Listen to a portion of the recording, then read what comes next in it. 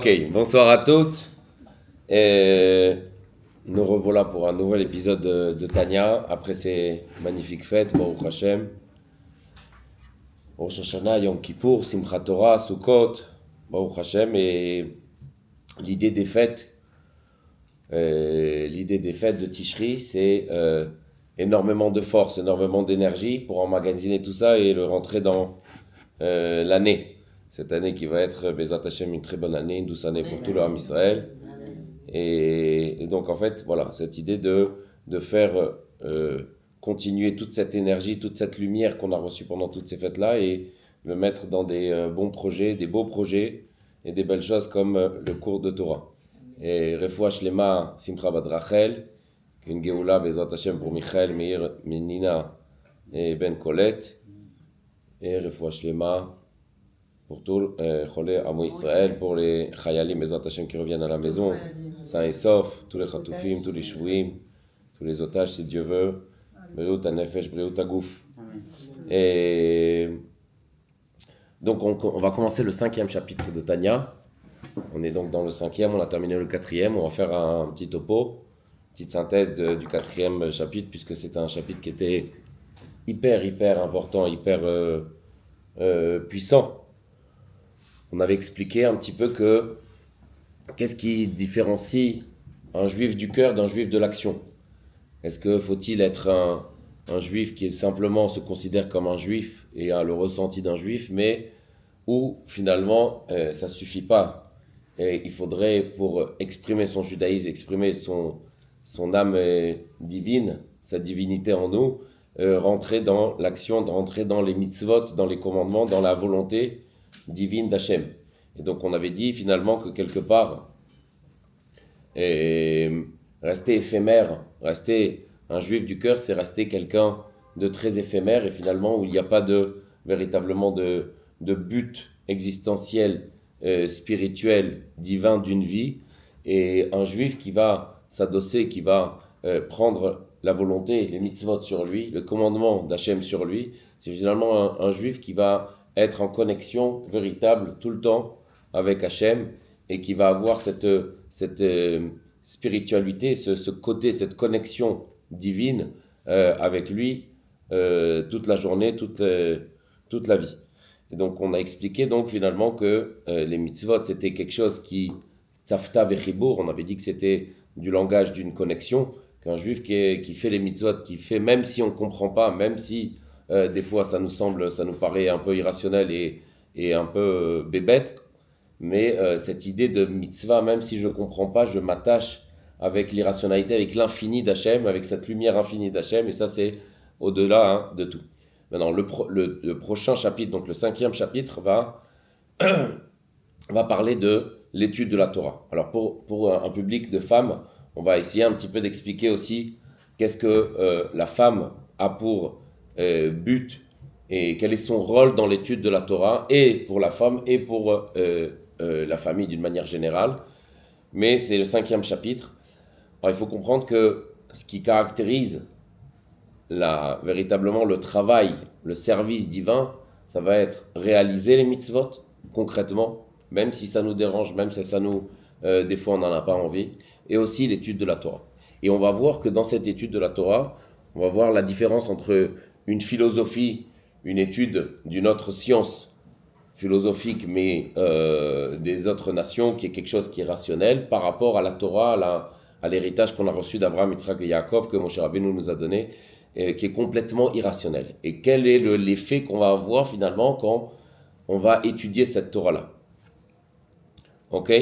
Donc le 5e chapitre va parler de l'importance et qu'est-ce qui se passe quand finalement on prend un livre de Torah et on étudie la Torah. Qu'est-ce qui se passe dans notre corps, qu'est-ce qui se passe dans notre vie, et jusqu'à quelle est l'importance quotidienne d'avoir une étude quotidienne, une étude, une kviyut hanefesh, quelque chose qui est fixé dans notre vie de la même manière que je mange, que je dors, que je fais des activités qui sont tous les jours lambda, d'avoir cette idée finalement de me forcer d'étudier la Torah, qu'est-ce que ça provoque chez moi dans ma vie et dans le cours de ma maison, de mon entourage.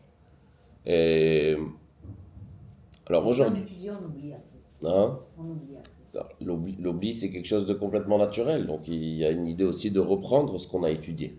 Ce qu'on avait expliqué la dernière fois, de prendre des notes, de réétudier, de refaire des chazarot, des reprises des cours, des reprises des livres. C'est un côté spirituel, de toute Hein? façon. C'est un côté aussi très très spirituel, bien sûr. Donc la Torah, c'est ça en fait. Complètement. Donc dans la famille, ça reste ce côté-là, très spirituel, très, on est très attaché. Nachon. Voilà. Donc on va raconter une histoire pour un petit peu commencer ce 5e chapitre. C'est une histoire, donc c'est l'histoire du grand rave de Kfar Chabad. Et Rabbi Shmuel Mordechai Ashkenazi Alav Shalom, qui est Niftar, il était rave de Kfar Chabad pendant 40 ans. Et c'est marrant parce qu'il a été attribué comme rave le jour de la Iloula, donc de l'Admour Hazaken du Tanya, qui a écrit le Tanya. Et il est parti le jour aussi un jour avant, de la Iloula de l'Admour Hazaken. 40 ans, il a été vraiment au moment, à la synagogue précise où il était devenu rave de Kfar Chabad. Donc Kfar Chabad, c'est la capitale Chabad de tout Israël. Et le jour même aussi, quand il est parti, donc ça fait maintenant plus de 8-9 ans, dans cette même synagogue-là, il a vécu donc ces derniers moments. Le rave, hein? Excusez-moi, Farhabad, c'est une ville qui existe en Israël? C'est une ville, oui. C'est Ah, un elle est où? moshav, à côté de l'aéroport. Ah, On a d'accord. été Je Ils font savais les pas. matzot et tout là-bas. Ouais. Exact. Ils font le Il y a miel. le je sais 770 pas, qui est reproduit exactement au millimètre près. Ah, Comme comment à New York. Exact. Ah, je savais pas. Donc, Rav Mordechai, Shmuel Mordechai et Ashkenazi, c'était même de la famille du Rabbi, pour vous dire, 2e ou 3e degré. Et lui, il a reçu du Rabbi une shlichut, une mission un petit peu de sa vie, où il devait écrire tout le temps des commentaires sur ce que l'Admour Hazaken, dans le Shulchan Aruch, donc dans les codes de la loi juive, des commentaires donc, sur le Shulchan Aruch. Et toute sa vie, c'était une personne qui a étudié, jusqu'à tel point que même ses enfants se souviennent à peine s'il rentrait mettre son pyjama et aller dormir tellement qu'il étudiait jour et nuit. C'était une personne qui était très très impressionnante. Et il y a maintenant, en 1994, il a eu un Irua Mochi, il a eu un AVC. Et donc, quand il a eu cet AVC-là, on a appelé donc tous les enfants qui viennent, c'était à Safarofé, à Rishon, et donc il était sur son lit donc d'hôpital, et ne parlant pas, donc après un Irua Mochi, c'est assez compliqué, il a été touché du côté droit, pas du côté gauche, et donc il faut juste remettre le contexte, on est en 1994, le rabbi vient de partir, donc on est dans des années qui sont assez compliquées, assez complexes. Et lui, juste après, donc 1 heure après, 2 heures après qu'il a été mis à l'hôpital, donc il appelle sa femme par son prénom et il lui demande de dire à son fils qui se trouve à New York, de l'appeler directement Laser et de lui dire que si le bon Dieu il fait un pacte avec Hachem, que si le bon Dieu il m'accorde, donc il demande d'aller sur la tombe du rabbi et de dire ça, que si le bon Dieu m'accorde le fait que je pourrais remarcher correctement comme il faut, je promets à Hachem, au bon Dieu, que je me remettrai à réécrire des commentaires sur le Shulchan Aruch, sur le code de la loi juive. Et 3 semaines et demie après, il y avait donc le fameux mariage de ce laser qui était donc chez le rabbi au moment même où il y a eu cet AVC, qui était en Hollande, aux Pays-Bas. Et bon, Hachem, après 3 semaines et demie, le Rav Mordechai Shmuel Ashkenazi s'est remis de son AVC et a pu partir au mariage. Et au mariage même, il dit comme ça ouvertement devant tout le monde que bon, Hachem, le bon Dieu, m'a fait un miracle, qu'il est sorti de cet AVC, donc il était souffrant, et qu'il se remettrait à écrire des commentaires sur la Torah. Et 2 ans ou 3 ans après, on a apporté donc à la tombe du rabbi, c'était ça, en tout cas c'est la coutume, qu'à chaque fois qu'on sort quelque chose de nouveau, si c'est une invitation, si c'est des livres, si c'est des bonnes nouvelles, on l'emmène sur la tombe du rabbi Oel dans le Queens. Et donc 2 ans, 3 ans après, on a emmené tous les livres qu'il avait sortis déjà après son AVC pour montrer qu'il avait tenu son pacte, le miracle que Hachem lui avait fait donc ils avaient mis ça là sur la tombe du rabbi. Pourquoi je vous raconte cette histoire? La Torah, c'est quelque chose qui n'est pas palpable. C'est quelque chose qu'on ne peut pas euh, re- euh, euh, comprendre et expliquer dans des mots qui sont rationnels. La Torah, on va l'expliquer de suite, mais la Torah, finalement, Eliyahu Hanavi le dit, Let marshavat tfisa bar klal, qu'il n'y a aucune pensée qui ne peut t'attraper. Pourquoi on dit tfisa? Pourquoi on dit attraper? En hébreu, on dit tafasti, lo tafasti, j'ai attrapé, j'ai pas attrapé cette idée-là. Tafasti etze, j'ai attrapé. C'est quoi tfisa? C'est quoi cette idée d'attraper une idée? L'idée de attraper, on va expliquer donc qu'il n'y a aucune chose dans le monde qui peut attraper le bon Dieu. Aucune pensée rationnelle d'un être humain qui peut attraper le bon Dieu, qui peut faire référence, qui peut défier le bon Dieu. Sauf la pensée de la Torah. La pensée de la Torah, ça peut faire quelque chose, ça peut provoquer quelque chose chez Hachem. C'est-à-dire que toutes les autres choses qu'on peut faire d'une manière générale dans notre vie, ça a peu d'importance chez Hachem. Sauf les mitzvot, donc de faire du bien, et l'étude de la Torah. L'étude de la Torah, c'est la connexion la plus parfaite qui existe dans ce monde-là, dans ce monde-ci, où finalement on est en connexion maritale, conjugale avec Hachem. C'est la connexion la plus parfaite. Yichud en kamo. C'est une connexion, c'est une union qui n'existe pas dans le monde entier. Et on va expliquer. Quand on étudie une science extérieure, rationnelle, une philosophie, on va étudier, donc il va y avoir une idée, il va y avoir un concept. Ce concept-là, on va l'attraper, c'est-à-dire qu'on va l'attraper, on va l'entendre, on va le cogiter, on va le comprendre, et puis après, finalement, il va y avoir ce qu'on appelle en hébreu ce iboud. C'est quoi ce iboud? Ce travail, cette production en fait qui va se faire intellectuellement, d'attraper de comprendre ce concept-là. Mais le problème, c'est que quoi? C'est que cette idée-là philosophique d'une science, n'importe laquelle, mathématiques, sciences, physique, tout ce que vous voulez, ça va rester complètement rationnel. C'est-à-dire que finalement, ça ne va pas me transcender, ça ne va pas vivre chez moi. Donc on pourra apprendre, comme cette fameuse histoire d'Aristote, qui était un philosophe hors pair de tous les temps, et qui disait Aristote, quand on le voyait parler, on le voyait s'exprimer, c'était une personne qui était inégalable. Mais après, quand c'était Aristote qui devait manger ou qui devait vivre, comme tout être, ben, c'était une autre personne complètement. Il a dit, quand je parle, c'est Aristote, et quand je mange, je suis une autre personne. Et c'est vrai qu'il mangeait, on a cette histoire-là qu'il mangeait avec les mains, qu'il mangeait de manière très très grossière. Et donc en fait, finalement, on voit que la science rationnelle, la science des autres nations, c'est des sciences qui sont complètement finies, qui n'ont pas d'être de nefesh, d'âme, qui pourrait nous laisser un petit peu différents de ça. Alors que la Torah c'est tout autre. La Torah, quand vous prenez un mot de Torah et vous commencez à étudier la Torah, alors cette Torah-là, c'est finalement ce divin qui vient nous capter, qui vient nous attraper, qui vient et qui rentre dans notre corps, dans notre âme, dans notre nefesh, et qui ne peut plus s'en séparer. Et finalement, quand on étudie la Torah, il y a deux choses. Il y a cette idée de qu'est-ce que c'est la Torah? La Torah, finalement, c'est ce sérel, cette chose, cet intellect qui va attraper l'idée et qui va l'absorber. Et cette idée-là, toranique, elle va aussi attraper l'intellect. Et donc, en fait, finalement, vous avez une fusion, comme ça, en tout cas, l'Admor HaZaken explique, vous avez une fusion parfaite entre deux choses qui ne sont plus deux choses, mais qui deviennent une seule entité. Quand il y a quelqu'un qui vient enlacer une autre personne, il y a deux entités qui viennent et qui s'enlacent. Quand ici, je fais appel à mon intellect, à ma tête, à ma matière grise, à mon intellect, à ma réflexion, je suis en train finalement d'attraper ce concept toranique pour ne faire qu'une seule chose avec lui. À tel point que, au moment où j'étudie la Torah, je ne suis plus l'être humain, mais je suis du divin. Je suis complètement cette chose divine, cette force divine, irrationnelle, infinie, qui vient s'accommoder, se prendre, s'attraper dans moi.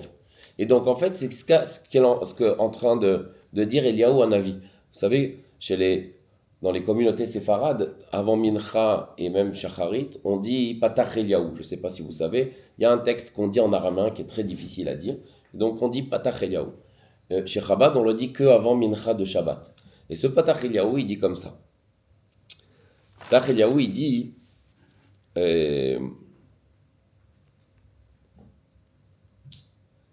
Ante uchad velo bechushban. Tu es une seule entité et tu ne peux pas être calculé. Tu es une seule entité, tu ne peux pas être calculé. Ça veut dire quoi? Tu ne peux pas être calculé, tu n'es pas du domaine du calcul. C'est-à-dire qu'on ne peut pas te quantifier, on ne peut pas te même rentrer dans une certaine catégorie. Tu es infini, tu n'as pas de début et tu n'as pas de fin. On avait expliqué cette idée que le bon Dieu n'a pas été créé, n'est pas créable, si on peut dire comme ça. Pourquoi? Parce que c'est comme si vous prenez un cercle parfait. Vous ne pouvez pas me dire maintenant, si vous allez mettre un point sur ce cercle-là, vous ne pouvez pas me dire que ça c'est le début du cercle. Et de la même manière, vous ne pouvez pas dire ça c'est la fin du cercle. Dans un cercle, tout est parfait de manière à ce qu'il n'y a pas de début, il n'y a pas de fin. Ça c'est un machal qui est matériel. Dans le nimshal spirituel, dans l'explication de cette idée-là, le bon Dieu, il n'a pas été créé puisqu'il n'a pas de début, il n'a pas de fin. On ne peut pas dire chez le bon Dieu, chez Hachem, chez le Créateur, là il y a un début et là il y a une fin. Et automatiquement, quand il n'y a pas de début, il n'y a pas de fin aussi. Mais alors, c'est qui? C'est tu es une seule entité, tu es infini, c'est le bon Dieu? C'est Hachem. Et pourquoi Patach Eliaou? Oh, Patach Eliaou, ça c'est ce que Eliaou a dit. Ah. C'est un texte que Eliaou a évoqué et que nous on dit avant Mincha. Donc il dit Let marshava tfisa bar klal. Aucune pensée ne peut t'attraper. Nos pensées ne sont pas les siennes. Les concepts que nous on a de l'ordre rationnel, de ce qui est l'intelligence, de ce qui est la gentillesse, de ce qui est la bonté, sont complètement différents des concepts divins que ce que Hachem peut avoir sur l'intellect, la bonté et la gentillesse. Ce sont complètement deux choses différentes.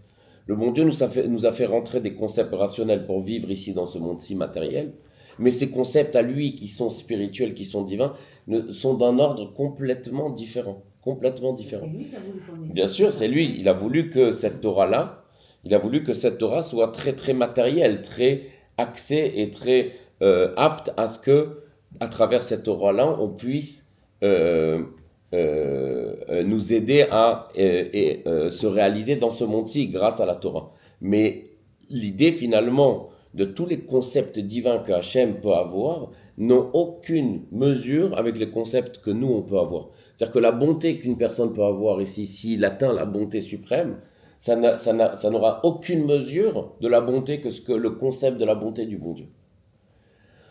Et c'est pour ça qu'on dit let marshava tfisa, c'est-à-dire aucune pensée ne peut attraper le bon Dieu, sauf une seule chose. Comment on voudrait attraper le bon Dieu? Comment est-ce qu'on peut attraper le bon Dieu? Par la Torah. Que avec la Torah, que à travers les mots de la Torah.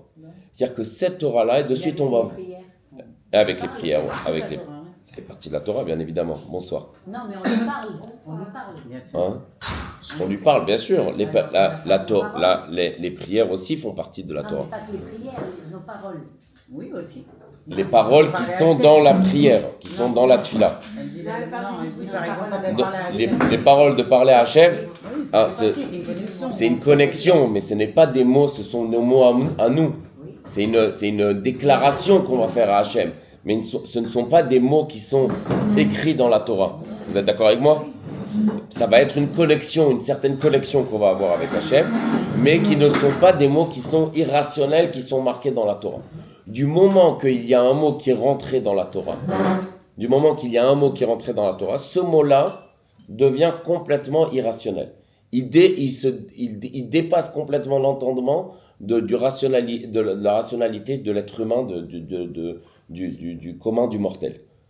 Et c'est en fait, donc on va en revenir, mais tout ça pour dire qu'en fait, vraiment, quand on étudie cette Torah-là, cet héritage qu'on a reçu de nos ancêtres, de nos patriarches, de Moshe, d'Abraham, Yitzhak et Yaakov, quand on prend cette Torah-là, quand on va prendre un Pentateuch, un Chumash, quand on va prendre une Mishnah, une Gemara, des lois sur Shabbat, des lois sur n'importe quel sujet, on est en train ici d'attraper véritablement l'infini d'Hachem. Et ça paraît complètement contradictoire parce que nous, on est un être fini, on est un être rationnel. Et quand est-ce que je peux me connecter et m'unir avec Hachem véritablement que lorsque je suis en train d'étudier l'infini. Et ça s'appelle la Torah. Ça s'appelle la Torah. Alors pour vous faire un petit récapitulatif de ce que c'est la Torah, parce que peut-être que ça peut paraître éphémère chez certaines, la Torah, elle est composée de plusieurs parties. Il y a la Torah écrite, qui va être donc le Chumash qu'on lit tous les Shabbats. Il y a les prophètes, qu'on va lire aussi le Shabbat, qui va s'appeler la Haftara, mais qui n'est pas uniquement que la Haftara, qui va être énormément de livres. Cette Torah écrite, donc le Chumash avec les prophètes, sont 24 livres. Ça, c'est notre héritage, j'ai envie de dire. Il y a l'histoire du pays de la France, okay? Il y a l'histoire de la France, et il y a l'histoire des autres pays. Nous, notre histoire à nous, c'est les prophètes. C'est David Ameller, c'est Shmuel Hanavi, c'est Eliyahu Hanavi, c'est le Sefat Tzadik, c'est Abraham Yitzhak Yaakov, c'est la prophète Myriam, la prophète Dvorah, Shlomo Ameller. Tous ces gens-là, j'ai envie de dire qu'on est obligé, on doit s'obliger, se faire violence pour savoir tous ces textes-là. Toutes ces histoires, c'est plein d'histoires où il y a énormément d'enseignements, mais toutes ces 24 livres-là, que entre parenthèses, les autres nations aussi les connaissent, puisque c'est pour eux l'Ancien Testament. L'Ancien Testament, quand on dit l'Ancien Testament, la Havdil, mais quand on dit l'Ancien Testament, c'est les 24 livres de la Torah, qui est la Torah, le Chumash qu'on lit le Shabbat, et ça va être aussi les prophètes, les Tehilim, Esther, Kohelet, toutes ces choses-là, Divrei Yamim, toutes ces choses, les juges, toutes ces choses-là, David et Zacharie, l'histoire de Job, ok, c'est des choses qui sont connues, mais qui sont connues de manière un petit peu abstraite. Alors, toutes ces choses-là, ça c'est notre héritage à nous, c'est la Torah écrite, c'est ce que le bon Dieu il a donné à Moshe Rabbeinu. Il a donné une autre Torah aussi, et cette Torah-là, elle va faire partie entièrement de ce qu'on est en train de dire, de l'irrationalité, du divin et du spirituel. Cette Torah-là va s'appeler la Torah orale, que le bon Dieu a défendu à Moshe d'écrire.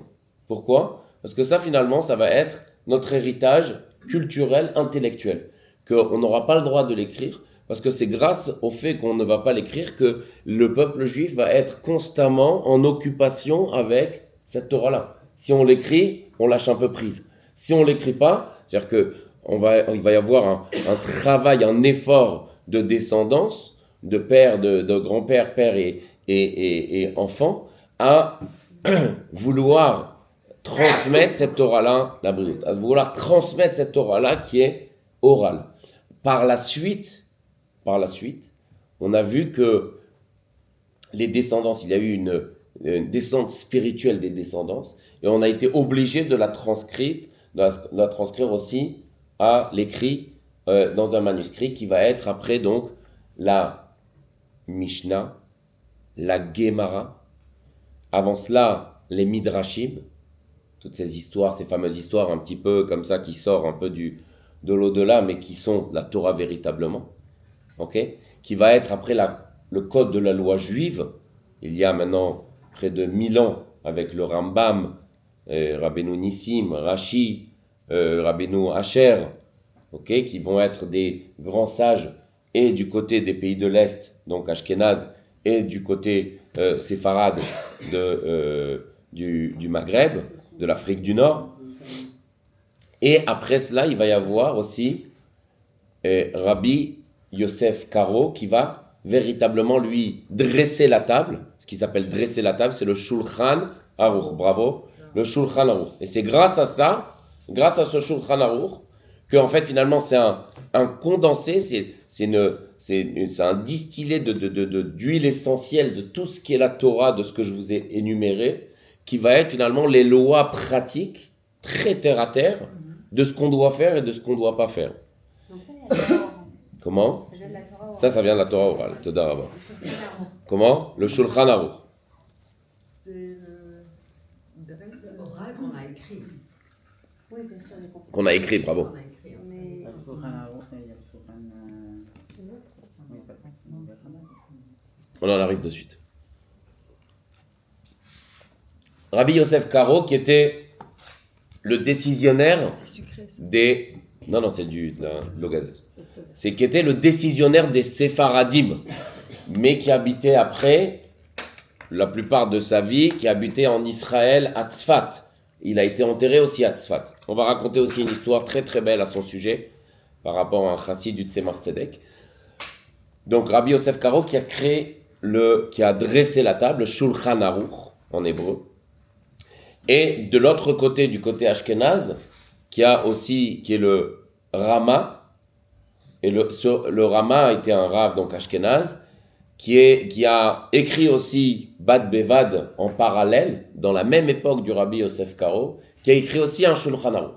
Cependant, quand il a vu le travail immense de Rabbi Yosef Karo, donc qui était des Séfaradim, a préféré mettre de côté son travail, son propre Shulchan Aruch, on dit même qu'il a brûlé, et qu'il a dit Ani pores mapa. C'est quoi Ani pores mapa? Sur cette table que le Rabbi Yosef Karo a dressée, moi je vais juste l'améliorer et donner aussi des indications pour les gens qui sont Ashkénazes, qui proviennent des pays de l'Est. Et donc en fait finalement dans ce Shulchan Aruch là des Séfaradim, il va y avoir des annotations qui vont être pour les Ashkénazim. Quand il n'y a pas d'annotation pour les Ashkénazim, ça veut dire que Séfarad et Ashkénaz sont d'accord. Et ça, on va revenir aussi.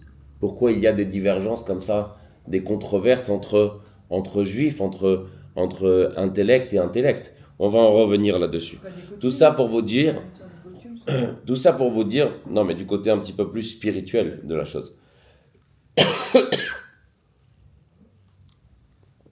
Tout ça pour vous dire que, pour en revenir à la tfila, qu'est-ce qu'est en fait finalement la Torah? Toute cette Torah écrite qui est notre patrimoine, qui est notre héritage de grand-père, arrière-grand-père, arrière-arrière-grand-père. Si vous faites par exemple un petit calcul de 3000 ans, combien de générations il y a en 3000 ans? Si une génération c'est à peu près, on va dire 100 ans, 80 ans. On va dire une génération c'est 70 ans, 80 ans? Non, une génération c'est 15 ans. 15 Non. On va dire qu'une génération toranique c'est 70, 80 ans. Donc on a combien? On est à peu près, on a quoi? 35, 40 générations. Donc imaginez-vous notre arrière-arrière-grand-père, il y a 40 générations, il était dans l'équipe, dans la team, j'ai envie de dire, dans le peloton de Moshe Rabbeinu, en train d'étudier la Torah toute la journée. Et la question qui se pose, et qui est vitale et qui est essentielle aujourd'hui, ce soir, si on veut un petit peu rendre actuel ce cours-là, pourquoi, depuis des générations, et aujourd'hui aussi même, il y aurait des gens, des bachourim, des élèves de 16, 17 ans, 18 ans, même des kolelman, des gens qui sont après le mariage, qui ne se réalisent, qui n'existent qu'à travers l'exercice de l'étude de la Torah. Ils n'ont ni travail, ils n'ont ni bac, ils n'ont ni psychométrique, ils ne vont même pas chercher à avoir une parnassa. On aurait pu demander à ce que ces personnes-là aient au moins une parnassa. Non, c'est des gens-là qui vont s'affilier complètement à l'étude de la Torah des 16 heures et des 18 heures par jour. Et ça, notre grande question ce soir, c'est pourquoi?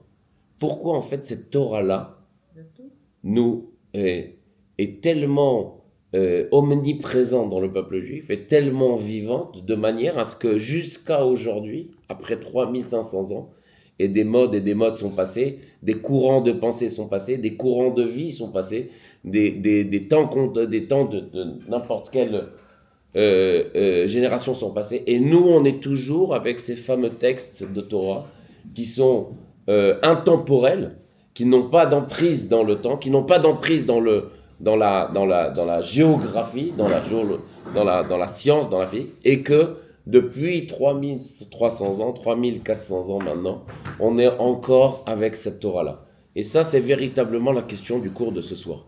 En fait, finalement, qu'est-ce que cette Torah-là a de plus et qu'est-ce qui en fait cette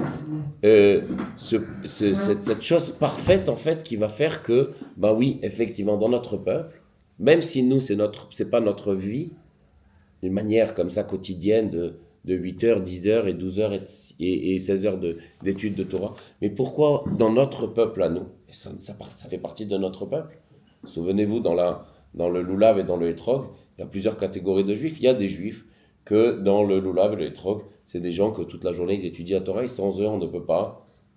Il nous manque un maillon à la chaîne, il nous manque une pierre à l'édifice. C'est des gens qui sont toute la journée en train d'étudier la Torah. Et c'est peut-être, j'ai envie de dire, c'est sûr, grâce à eux que le monde est matériel et spirituel est en train de tenir. Il y a une armée qui est terrestre, mais il y a une armée aussi qui est céleste, qui est spirituelle, qui est divine. Et la question de ce soir, c'est pourquoi il y a ça? Pourquoi en fait cette Torah est omniprésente dans notre peuple? Et quelle place elle a d'intéressant, de présent, de puissante pour qu'il y a encore des gens qui étudient toute la journée la Torah. Et est-ce qu'ils sont dans le vrai finalement? Est-ce que c'est pas une personne qui va aller travailler, qui va gagner sa croûte pour avoir un petit peu de lait, du cottage et du pain à la maison, qui est peut-être dans le vrai, alors que ces gens-là... Non, mais on peut être les deux. Hein? On pourrait faire un peu des deux, ou ça c'est possible. aussi faire les deux peut-être. Non, mais peut-être que... Pourquoi je pose la question? Il faut Parce les que deux, en peut-être fait. que si on s'occupe de, on va dire, le côté terrestre, on n'a plus tellement de place, ou de patience, ou de temps, ou d'énergie pour faire le reste. Et que c'est, j'en sais rien, mais pourquoi est-ce qu'on ne pourrait pas... Faire les deux. Et peut-être que dans le Shulchan Aruch, il y a peut-être marqué combien de gens doivent Bravo. le faire. Ah oui, Bravo. exactement. Il y a énormément Combien d'exemples. d'heures? Il y a énormément d'exemples dans la Gemara où il y avait des rabbins de la Gemara et de la Mishnah qui avaient un travail en labeur le matin à mi-temps et l'autre moitié de la journée qui étudiait la Torah. Tout à fait. Alors, Rachid est-ce- travaillait, non? Ah. Rachid faisait du vin. Bien sûr, Rachid Il n'y travaillait, a pas que, il y a beaucoup. Maïmonide, Rabbin, bien le sûr, Rabbin, tous les grands, les d'accord, médecins, d'accord, oui, complètement, tous. complètement. Rabbin, Donc en fait, finalement, où est le vrai là-dedans? Où est le vrai là-dedans? C'est faire les Est-ce qu'il y a une seule vérité ou est-ce qu'il y en a plusieurs? Ok? Et où est le vrai là-dedans? Donc, je voudrais revenir donc à cette idée. Donc, si on devait, parce que c'est l'idée en fait finalement du 5e chapitre, et ça c'est très important de le mémoriser, cette idée-là lors d'une étude de Torah, il y a donc cette fusion parfaite, cette union parfaite, où finalement matériellement on pourrait même pas le matérialiser, puisqu'il n'y a pas d'union comme ça, où finalement deux entités deviennent une seule entité. Et Ça le n'existe bon Dieu, pas. Le bon Dieu l'a fait en sorte, c'est toutes sortes de personnages. Nachon. Nachon. Donc on va voir qui est dans le vrai, est-ce qu'il y a une seule vérité ou il y en a plusieurs. Donc en fait finalement quand un juif, homme, femme ou enfant, va étudier la Torah, finalement à ce moment-là précis où il étudie la Torah, ce n'est plus un être qui est fini, qui est rationnel, mais c'est un être qui est complètement divin. Complètement divin. Il est complètement irrationnel. Quand il est en train d'étudier cette Torah-là qui est infinie, il est en train finalement de se parfaire, s'unifier avec Hachem, avec Akadosh Baruch Hu lui-même. On dit Chochmato, Oraita vekutchabrichu kulachad, que le bon Dieu et la Torah, c'est pas deux entités, mais c'est une même chose. C'est-à-dire que quand j'étudie la Torah, j'étudie aussi Hachem, je suis avec Hachem complètement, et c'est une seule entité, une seule union. Ok? Ok.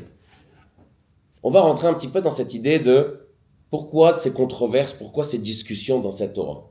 Est-ce que finalement il n'y a pas une seule vérité absolue, ou finalement dans cette Torah-là il va y avoir plusieurs divergences, plusieurs avis, et tous ces avis-là vont avoir une certaine vérité, une certaine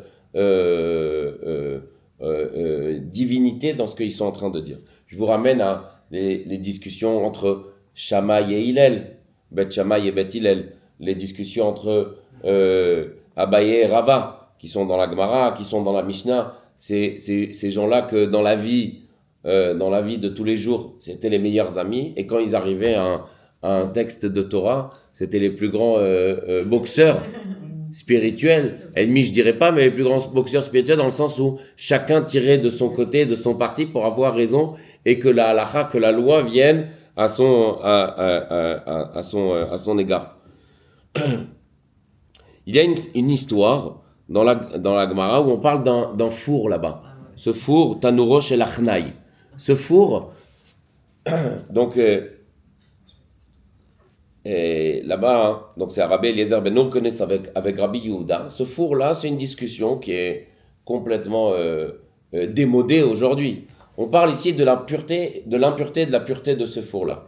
Ce four-là, a priori, il y a quelque chose qui est rentré dedans et on voudrait savoir si ce four est encore cachère, est encore pur ou impur. Et donc, en fait, dedans, il y a du sable, à l'extérieur, il y a une sorte de Ouais. de terre, De la terre cuite. de la terre cuite, de l'argile, Ouais, exactement. Et donc, en fait, on se discute, on se dispute sur l'idée de savoir est-ce que c'est impur ou est-ce que c'est pur. Et donc là, Rabbi Eliezer Ben Urkenus, qui était immensément une sommité, qui était le saint du saint à l'état pur, il dit, tout était dans cette discussion-là pour dire que Rabbi Yehuda avait raison. Il avait raison. Tout le monde était d'accord avec Rabbi Yehuda. Et là, Rabbi Eliezer Ben Urkenus, qu'est-ce qu'il fait? Là, il dit, vous êtes d'accord avec Rabbi Yehuda? Pas de problème. Je vais faire en sorte que mon avis à moi va se départager de vous et que je vais avoir raison, écoutez bien, que je vais avoir raison et que je vais faire en sorte que dans le Beth Amikdash, dans les Beth Midrash, dans les synagogues, dans tout ça, il va y avoir des miracles qui vont se faire pour prouver que mon avis, il a raison. C'est contradictoire à ce que veut Dieu. Complètement. Ouais. Complètement. C'est- Et donc là, Rabbi Yehuda, avec tous les autres rabbins qui sont en train de discuter de ce tanour-là, de ce fameux, de cette discussion, de ce four, je dis, mais tu vas trop loin là. C'est quel rapport? On est dans une discussion qui est très terre à terre, très technique sur est-ce que impur ou pas pur, et toi tu vas nous montrer des miracles et des choses qu'il pouvait faire, puisqu'il était complètement divin, Rabbi Eliezer Ben Urkenus. Des miracles, et tu vas nous faire des miracles pour prouver que toi tu as raison. Et là, hein, on a demandé à Eliyahu Hanavi au même temps contemporain, on a dit à Eliyahu Hanavi, qu'est-ce qui se passe là? C'était un prophète, qu'est-ce qui est en train de se passer? Eliyahu Hanavi, il a dit qu'il y a une bat kol, il y a une voix céleste qui est sortie. Un décret. Et non, une voix céleste qui est sortie, Eliyahu Hanavi a dit, cette voix céleste a dit comme ça, Nitzroni banai, que mes enfants m'ont battu. C'est-à-dire que les rabbins de la génération m'ont battu. Rabbi Eliezer Ben Urkenus, il était prêt à prendre le bon Dieu avec lui, faire des miracles qui sont irrationnels. Donc en fait, finalement, à prendre Hachem, Akadosh Baruch Hu, le créateur, dans cette discussion très terre à terre, très technique, pour prouver que lui, avec Akadosh Baruch Hu, avait raison dans cette histoire-là. Et là, il y a une voix céleste qui a dit non. C'est pas le tribunal céleste qui a eu raison, c'est le tribunal terrestre qui a eu raison. C'est Rabbi Yehuda et toute l'assemblée, toute la majorité qui ont voulu, qui ont donné leur avis et qui ont eu raison. Et là, la bat-kol, la voix céleste a dit, en quelque sorte, le bon Dieu a dit, vous m'avez battu, je suis battu, je suis KO. Pourquoi?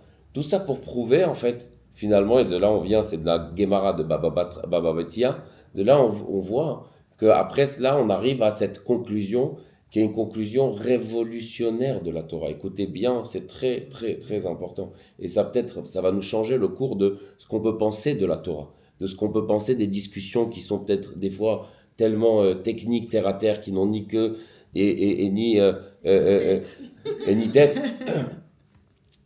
Il va y avoir ici un mishpat, une expression qui va changer tout le courant de la Torah. Eilu ve'eilu divrei Elokim chaim. Eux qui ont parlé, ils ont raison, et eux qui ont parlé, ils ont raison. Eux qui ont parlé, ça provient de la voix d'Hachem, de la voix divine, et eux qui ont parlé, ça provient de la voix divine. C'est-à-dire quoi? C'est-à-dire que Rabbi Eliezer Ben Urkenus, il a dit quelque chose, mais c'était pas vrai. Finalement, la loi n'a pas été tranchée comme lui. Et Rabbi Yehuda, la loi a été tranchée comme lui. Et là, il y a quelqu'un qui vient nous dire, non, les deux avis ont raison. Alors comment on tranche là? Si les deux avis ont raison, comment on peut trancher? Et là vient toute la beauté de la Torah. C'est que la Torah, elle est tellement irrationnelle qu'elle est intemporelle.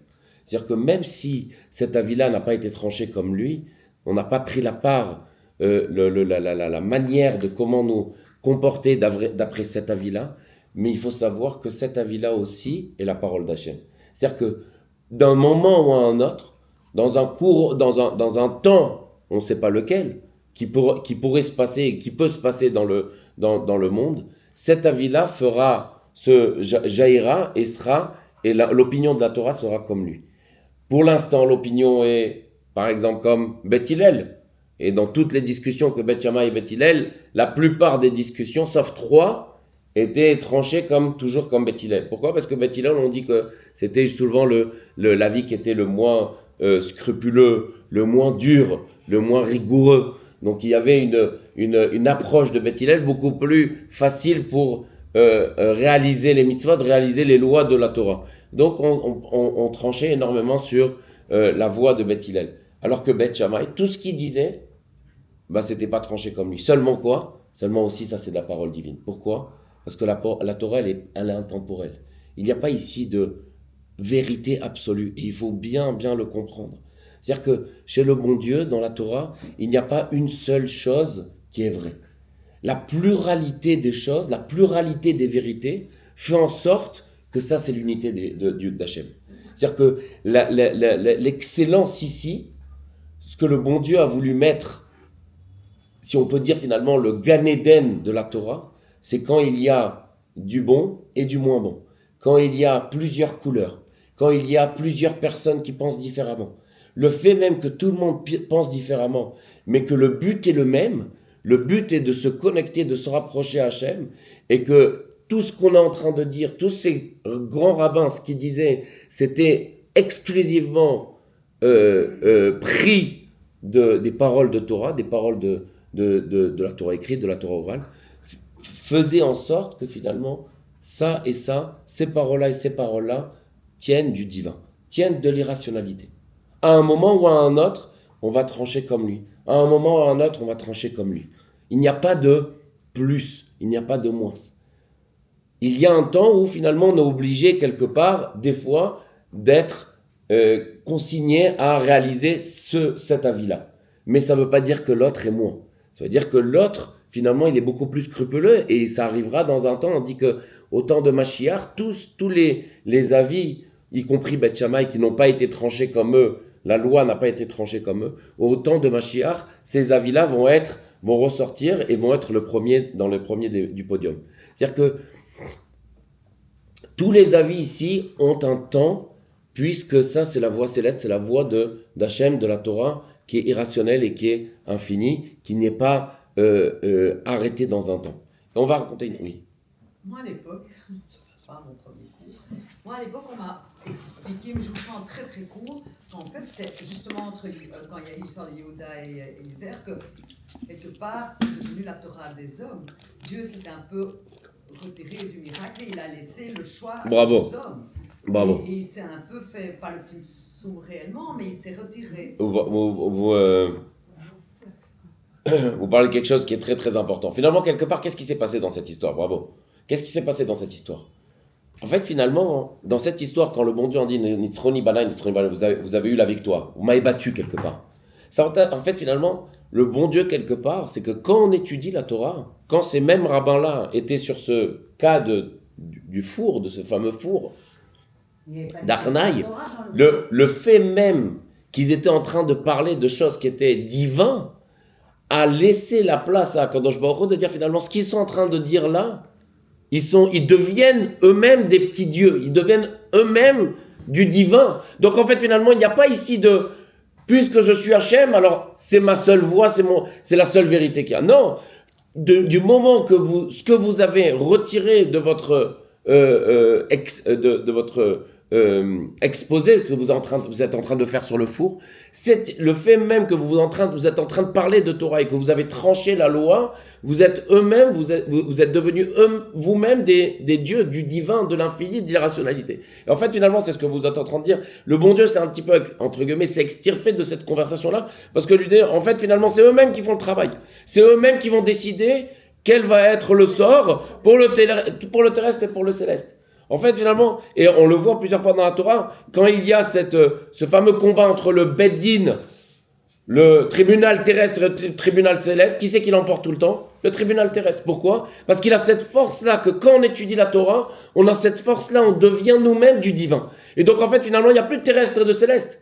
Bien qu'on soit dans un monde qui est matériel, on devient nous-mêmes des petits dieux. Vous souvenez-vous dans le Teilim, on dit Tfila les Moshe, Isha Elohim, homme Dieu. C'est-à-dire que finalement, quand on étudie la Torah, nous-mêmes on devient irrationnel, nous-mêmes on devient du divin. Et donc le bon Dieu quelque part dit, c'est eux qui font le travail, c'est eux qui deviennent, qui sont en train de réaliser, de dessiner le monde qui va être demain. Vous pouvez répéter ce qu'ils ont fait dans le four? Il y avait une vipère qui était rentrée, c'est ça qui était passé. Dans ce four-là, on voulait apporter un jugement et la loi de savoir s'il était impur ou pur. Il y avait là-bas un animal qui était rentré. Et donc, en fait, finalement, c'était est-ce que c'est pur ou impur? A priori, une loi qui est complètement très technique. Il n'y a rien de spirituel là-dedans. Oui, mais à partir du moment où il y a un animal qui est rentré. Oui, Non. Alors ça, c'était leur discussion. A priori, dans cette discussion, il n'y a rien de très spirituel, il n'y a rien de bien fou, j'ai envie de dire, d'irrationnel, de quelque chose qui va nous faire vibrer. Savoir c'est cachère ou pas cachère, c'est tout, ça s'arrête là. Du moment qu'il y a eu cette intercation entre le divin, le bon Dieu et le tribunal terrestre, qui étaient donc les rabbins de la Guémara, bon Dieu dit, là vous m'avez battu. Vous êtes devenus en quelque sorte vous-même, grâce à la Torah, grâce à ces paroles de Torah qui est en train de vous pénétrer, de vous transformer, vous êtes vous-même. Vous êtes en train de vous-même de créer le monde. Vous êtes en train de vous-même, en fait, finalement, de devenir le divin dans ce monde-là matériel. Et donc, en fait, finalement, le bon Dieu dit, vous m'avez battu. Quelque part, la conclusion ici, c'est que quand un juif étudie la Torah, lui-même, c'est grâce à lui que le monde existe. C'est grâce à lui que le monde se réalise et qu'on apporte ici du céleste, du divin, de l'infini, de l'irrationnel dans ce qu'on est en train de faire. Non. Alors qu'est-ce qu'il a fait cette bête? Non, mais. Mais en fait, Rav, de toute façon, le four, c'est. Non, mais un four est normalement cachère, puisque quand on brûle, le four, on met du feu, tout ce qui est feu devient cachère, tout ce qu'on brûle, puisque ça va être. Je réponds à la question. On n'est pas dans la cachérisation ici du four, on est dans l'impureté ou la pureté. Ah, la pureté. C'est pas quelque chose qui est palpable, on le voyait pas. C'est pas ce qu'il y a dedans. Exactement. Le fait même qu'il y a un animal qui rentre dedans, vous voulez savoir si c'est impur ou pas. C'est pas une sorte de cachère ou pas cachère. Et en cas d'impureté, qu'est-ce qui se passe? Hein? En cas d'impureté. Bon, on peut plus l'utiliser. C'est l'histoire avec l'arbre. Bah oui, Non. mais je veux la réponse. Deux, c'était impur. C'était impur. C'était un Donc four. on jette le Et alors four. Et alors le bon On Dieu jette- a dit- Ah, qu'est-ce qu'on fait avec ce four-là? On le jette. Non, généralement, quelqu'un qui était impur au temps du Beth Amikdash, qu'est-ce qu'on faisait avec lui? On le mettait dans un truc d'isolement. Pas du Non, tout. on le brûlait. Non, Il était isolé. pas du tout. Quelqu'un qui était impur, il avait touché un animal. Il va au mikvé. Et vous Il va au mikvé la journée, le soir même, il devenait impur. Il devenait plus. Un habit qui était impur, qu'est-ce qu'il faisait? On le trempait dans le mikvé Alors, ça et vient il de devenait là. pur le soir même. Alors ça vient de là le mikvé de la vaisselle en fait. Parce que c'est pour cacher, c'est spirituel. C'est une autre idée, mais ça vient de là Oui, aussi, ça vient bien de sûr, là. bien sûr. Ah, d'accord. C'est cette idée qu'en fait l'ustensile qu'on va tremper dans le mikvé, c'est pour enlever l'impureté du goy qu'il a Mais alors, factionné pour le. Qui c'est qui avait. Rabbi Yehuda, il avait raison. Il a dit quoi par rapport à l'autre? Lui, il a dit que c'était impur. Alors Et donc, il avait raison. Donc, la majorité des rabbins pensaient comme Rabbi Yehuda, et donc il avait raison. Alors ils l'ont Bon. Finalement, Pour le fluidifier, ils l'ont mis au mikvé. Le four, en conclusion. Non mais il faut dire que l'argile c'est pour eux et que c'est pas cachérisable aussi. C'est pas cachérisable. Voilà, c'est ça. Non mais caché. Non, Ah mais oui, c'est non, pour mais ça, voilà. c'est pour Non, ça. c'est pas cachérisable. Non, c'est pas ça. Alors quoi? Tous les avis sont Tout ça, c'était pour. Je vous ai ramené un exemple en fait qui était complètement technique pour montrer en fait finalement. Non, je vous ai ramené un exemple qui était technique pour vous dire que tous les avis font partie du divin. Que c'est pas parce qu'ils sont en divergence, en discussion et que un a raison et l'un a tort. C'est pas ça dans la Torah. Dans la Torah, on est en train de montrer que même si la loi était tranchée d'après un rabbin, le deuxième rabbin associe sa vérité, fait partie, le bon Dieu le considère dans une vérité toranique, même si ça n'a pas été tranché d'après lui. Comprenez? Même d'après Dieu. D'après Dieu. C'est d'après Dieu. Mais il faut que le rabbin, ça soit un vrai rabbin aussi. Ah oui, il faut que le rabbin, ça soit un vrai rabbin. Vous avez raison. Il faut que le rabbin, ça soit un vrai rabbin. Pardon. Mais si c'est pourri, mais sinon en général un rabbin, C'est un rabbin, non? C'est pas cette époque-là. Tout ça pour vous dire, vous allez voir, tout ça pour vous dire que dans la Torah, en fait, finalement, cette pluralité, en fait, finalement, dans la Torah, Dans la Torah, on va avoir, donc on revient à cette idée, donc il n'y a pas une vérité absolue. Il n'y a pas une vérité absolue. On en parle aussi dans des autres sciences, dans la philosophie, il n'y a pas une vérité absolue. Il y a plusieurs vérités qui font que toutes ces vérités-là font partie du divin, font partie d'Akadosh Baruch Hu, font partie de la Torah. Pourquoi ? Parce qu'il y a cette irrationalité qui vient se rentrer dans chaque idée, dans chaque concept toranique de cette Torah-là. Et donc en fait, finalement, on va voir ici qu'il y a, et tout le monde doit savoir ça, qu'il y a en fait finalement ce concept de Shivim Panim la Torah. Il y a 70 facettes de comprendre la Torah. Même si vous avez compris la Torah d'une autre manière que je l'ai compris, ça ne veut pas dire qu'il y a une personne qui a compris plus que l'autre. Ou il y a une personne qui a tort et une qui a raison. Il n'y a pas ici de personne qui a raison plus que l'autre. Et il y a une compréhension du divin qui est différente de l'autre. Mais elle a raison, elle est divine, elle est kadosh, elle est sainte, et l'autre avis aussi est saint et divin. Et ça, c'est très très important à comprendre. Finalement, pourquoi c'est très important à comprendre ? Parce que vous allez voir que, pour raconter une histoire, vous allez voir dessus, vous allez comprendre de suite. Si on devrait le réduire à notre vie un petit peu quotidienne, on va arriver. On va y arriver. Il y a une expression qui dit, il faut pas une personne intelligente, c'est pas une personne qui a raison. C'est une personne qui sait se taire. C'est une personne qui sait se taire quand il doit se taire. Il n'y a pas de o she'ata chacham, o she'ata tzodek. Quelqu'un qui veut avoir tout le temps raison, finalement il reste seul. Pourquoi ? Parce que il se dispute avec tout le monde parce donc il va avoir raison, mais pour qui ? Que pour lui-même. Alors que quelqu'un qui est chacham, qui est intelligent, des fois même s'il pense qu'il a raison, il y a une autre personne aussi qui dit quelque chose qui peut être logique, qui peut être légitime, qui peut exister dans le monde. Et ok, donc l'idée c'est de vivre ensemble et qu'il y ait cette idée, cette facette-là de dire il y a une compréhension différente que la mienne. Et je l'accepte. Cette fameuse histoire de Rabbi Akiva avec ses élèves. Qu'il n'y avait pas de respect en fait. Il y avait un amour de l'autre, puisque Rabbi Akiva c'était l'amour du prochain au plus haut point, mais il y avait ce manque de respect en fait finalement de la compréhension de l'autre. Le fait même que, on ne pouvait pas dire que les élèves de Rabbi Akiva n'avaient pas compris ce que Rabbi Akiva voulait dire, mais ils avaient compris différemment l'un de l'autre. Et il y avait ce manque de respect de dire je suis d'accord sur le fait que tu comprends différemment que moi. Peut-être que je ne suis pas d'accord sur ce que tu es en train de dire, mais j'accepte, je respecte le fait que tu peux parler et penser autrement que moi. Il y a cette fameuse histoire où il y avait... Entre les différentes communautés, c'est pas comme ça. On respecte pas tellement. Pourquoi on ne respecte pas tellement ?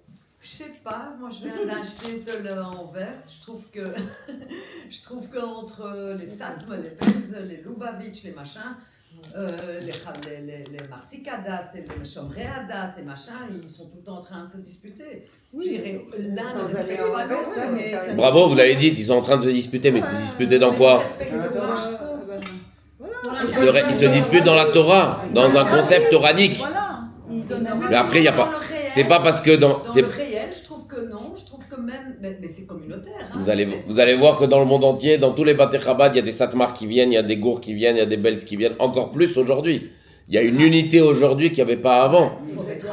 Dans des Beit Rabbah, même dans des autres choses. Vous allez voir quand vous allez à Bnei Brak, même si vous n'êtes pas religieux, vous n'avez pas l'habit religieux, je peux vous promettre que si vous avez, Chas Shalom, un pépin, quelque chose, il y a des gens qui vont vous aider. Oui. Il y a cette union ici du peuple juif qui a toujours eu de tout temps. Il y a toujours eu de tout temps. Ça dépend comment on regarde la chose. Mais c'est vrai qu'il y a des disputes, il y a des convergences d'opinions, mais qui sont toraniques. Après, il y a un respect des rabbins qui sont ashkénazes envers les rabbins qui sont séfarades, des rabbins séfarades qui sont envers les rabbins ashkénazes. Les rabbins, oui, mais je trouve que les communautés. Ouais, les gens moins, mais les rabbins, oui. Ça, vous savez que je pense que avant d'être religieux, je pensais comme vous, et maintenant que je suis religieux, je vois énormément ce kavod, ce respect comme ça mutuel et réciproque qu'il y a dans toutes les communautés. Après, il y a des divergences. Le fait même qu'on a des divergences dans la Torah. Des fois, c'est vrai qu'il y a une minorité de gens qui sont un petit peu en dessous de la moyenne de l'intelligence qui vont faire des problèmes. C'est toujours les minorités qui font des problèmes. De manière générale, il y a cette union et ce respect entre communautés qui est... Parce qu'elles font réfléchir Oui, aussi, mais il y a ce respect qui est mutuel, qui est énorme. Partout, hein. Je vous promets que c'est vrai, partout.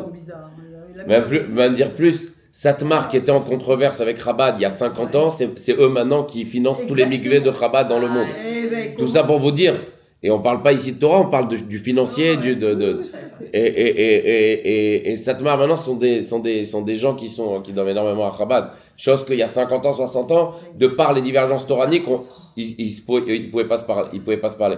Donc il y a cette idée, il y a énormément de respect, et je pense que plus on avance dans le spirituel, plus on s'élève spirituellement, plus il y a cette union fraternelle, ce respect qui est énorme entre toutes les communautés, on le voit clairement. Ici, les Bels, les Gours... Bien sûr, complètement. Ici, à Tel Aviv. Ah ouais, à Tel Aviv, je sais pas, je viens Non, d'arriver. ouais, mais c'est pas grave, vous allez les connaître, mais tout le monde, des communautés se répètent. Ah. Donc, il y a cette histoire. Vous connaissez tous le président Rivlin qui était président de l'État d'Israël il y a quelques années. Lui, le président Rivlin, Reuven Rivlin, donc lui provient de deux. C'est intéressant parce que lui provient de deux branches complètement différentes dans la Torah. Il avait ce côté de grand-père qui était très lituanien, litaï, donc très dans le côté très orthodoxe et toranique de la chose. Et il y avait aussi un deuxième grand-père qui provenait plus du côté chassidique. C'était un chassid de Tzemar Tzedek, donc Chabad. Et donc lui, il a toujours dit, Reuven Rivlin, que lui c'est la fusion parfaite entre les deux pôles de pensée juive. Et donc lui, on raconte une histoire sur son grand-père, Rabbi Eliyahu Yosef Rivlin. Lui, c'était un chassid du Tzemar Tzedek. Le Tzemar Tzedek, c'était le troisième rabbi de Lubavitch. Et donc, lui, lo alenu, on lui a découvert, donc il habitait en Chutz Laaretz, en diaspora, et on lui a découvert une maladie dans les poumons, lo alenu. Et il est allé voir le Tzemar Tzedek. Écoutez bien cette histoire magnifique. Et donc, quand il est allé voir le Tzemar Tzedek, il lui a dit, Rabbi, qu'est-ce qu'on fait? Qu'est-ce qu'on fait? Et le Tzemar Tzedek, il a réfléchi, et donc il lui a dit que c'est intéressant, ta maladie que tu as dans les poumons, parce que c'est une controverse qui est marquée dans la Torah, dans une bête. Si cette bête-là, elle a ce même problème-là que tu as dans les poumons, est-ce qu'elle est cachère, est-ce qu'elle est très fin, est-ce qu'elle va être inapte à la consommation, ou est-ce qu'elle va être cachère et qu'on pourra la consommer après avoir fait la shrita? Quand on fait la shrita, vous savez, on fait la shrita d'une bête et on vérifie après les poumons pour savoir s'il y a un défaut ou il n'y a pas de défaut. S'il y a un défaut, pas cachère, ça s'appelle tréfa. S'il n'y a pas de défaut, cachère, on peut la manger. Et donc il dit que le Tzemar Tzedek, donc le rabbi, dit que cette controverse-là, elle se trouve dans le Shulchan Aruch, donc de Rabbi Yosef Karo et du Rama, et les deux sont en discussion. Et il dit que le Rama, qui se trouvait en Ashkenaz, dans les pays de l'Est, en Allemagne, lui dit que cette bête-là qui a ce problème dans les poumons, elle ne peut pas durer plus de 12 mois, elle ne peut pas vivre plus de 12 mois avec ce problème-là. C'est-à-dire que si on lui faisait Ashrita, d'après le Rama, donc d'après les Ashkenaz, on le faisait Ashrita et on vérifiait les poumons, puisqu'on voyait qu'il y avait un problème dans ses poumons et que, certes, elle allait vivre encore 1 an, mais qu'elle avait déjà un défaut, elle n'était pas cachère. Alors que Rabbi Yosef Karo, qui était le rav donc des Séfarades et qui habitait en Israël, à Tzfat, lui dit que c'était pas un problème dans les poumons, c'était pas un problème de manière générale dans la consommation de la bête après la shrita, et donc on pouvait la consommer. Et donc qu'est-ce qu'il lui a dit comme conseil? Quelque chose qui est abasourdissant. Il lui a dit, tu dois de suite aller vivre en Israël. Parce que qui c'est qui gouverne, halachiquement parlant, en diaspora? C'est le Rama, dans les pays de l'Est.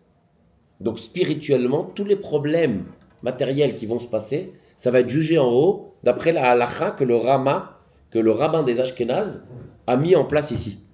Si tu vas en Israël, puisque ce problème que tu as, il est disputé dans la halacha, et que Rabbi Yosef Karo, lui, pour les Sfaradim, il traite, et donc c'est lui c'est le rabbin de tout Israël, et la halacha en Israël va comme lui, tu pourras vivre.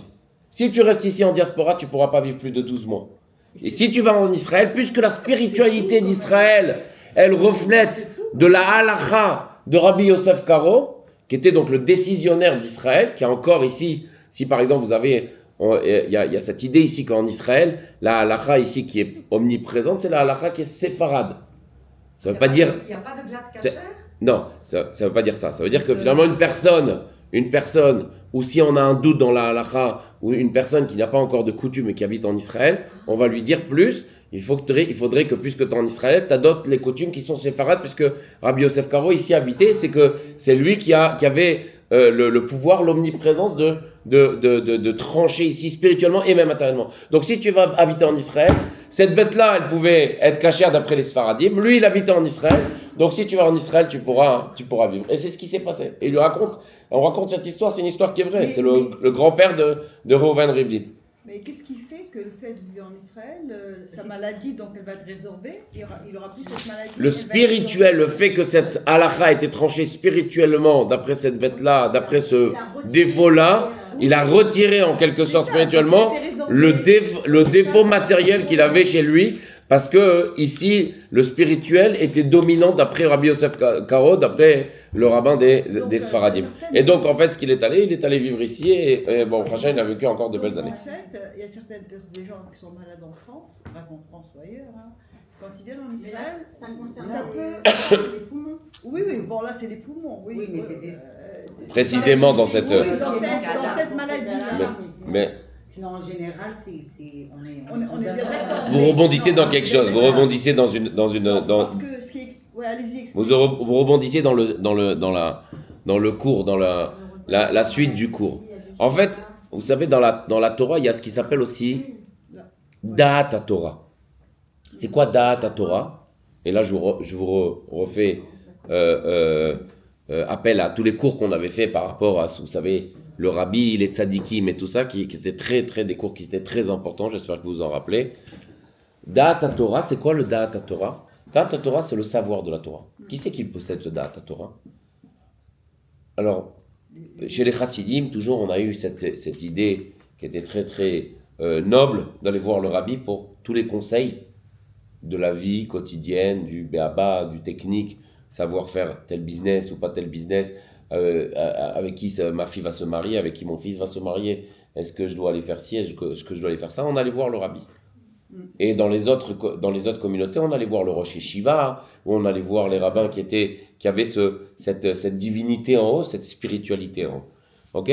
Donc, ce Da'at HaTorah là, il est très important dans la Torah. Pourquoi il est très important dans la Torah? Et vous allez voir en fait finalement qu'un juif, il est obligé quelque part de se faire conseiller par des gens qui sont plus grands, qui sont plus grands que lui.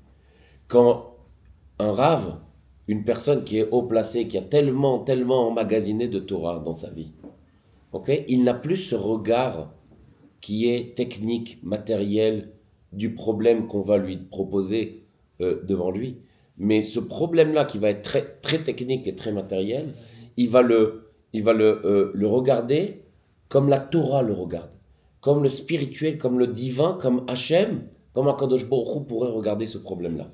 Et si on parle de gens qui sont très, très, très, très grands, de gens qui sont tzadikim, des gens qui sont mekoubalim, qui ont énormément d'études de Torah. Je vous renvoie au Rabbi, à Baba Saleh, au Rav Kanievski, à tous les grands rabbis, à Rav Führer.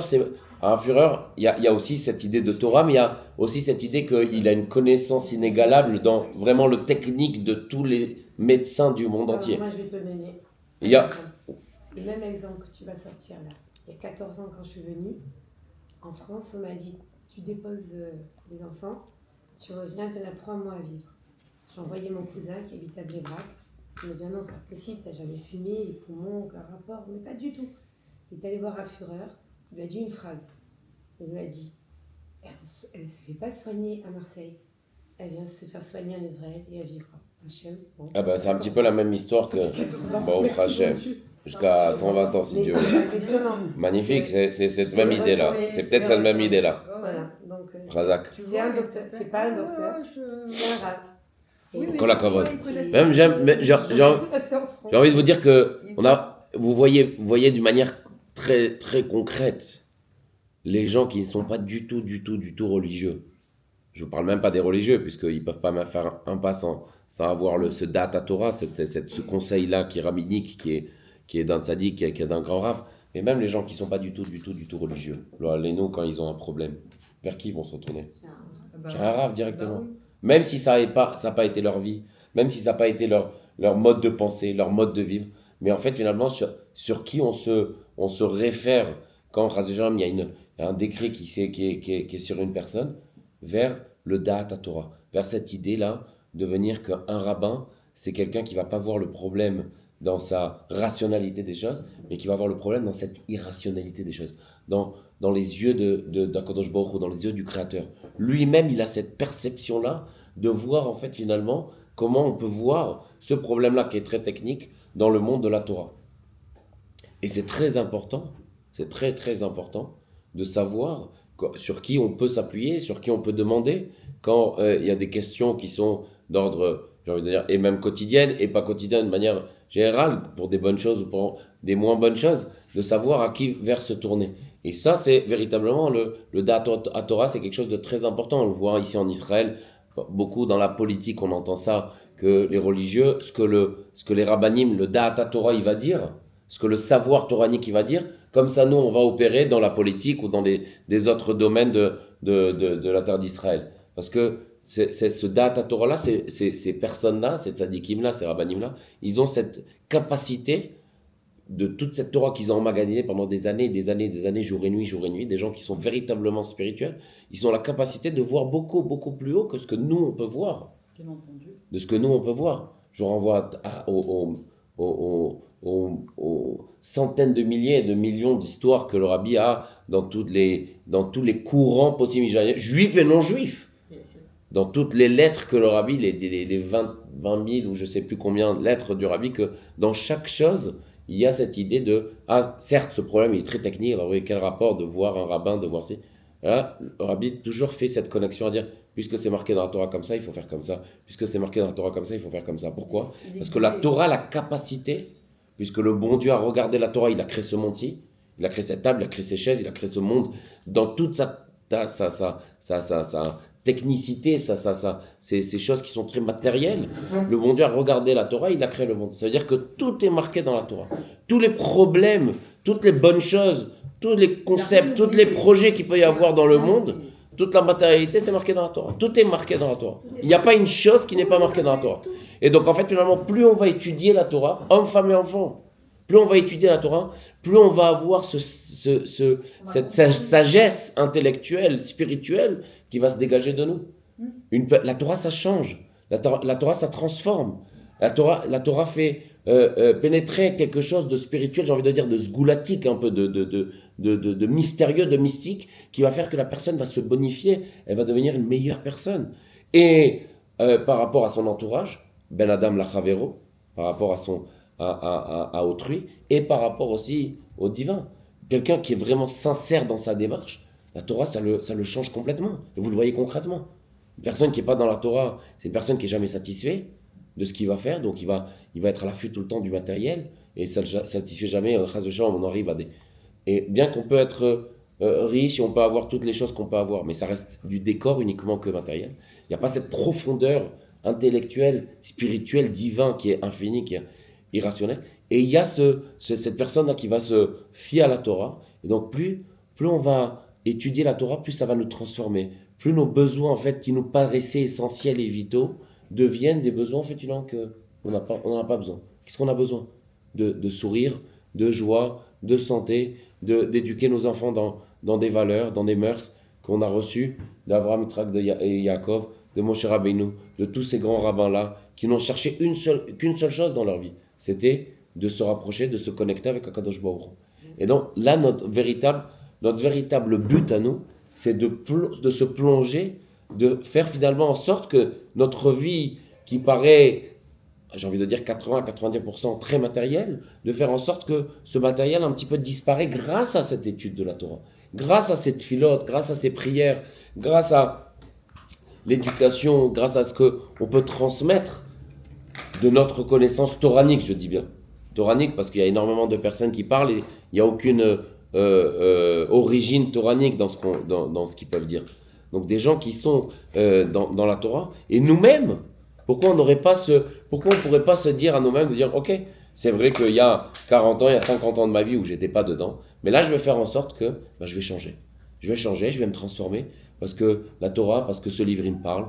Parce que ça, je me sens beaucoup mieux quand je l'étudie. Je me sens beaucoup mieux. Je me sens très, très moi-même. Et je reviens quelque part à quelque chose de très, très vital, très divin, très spirituel. Beaucoup...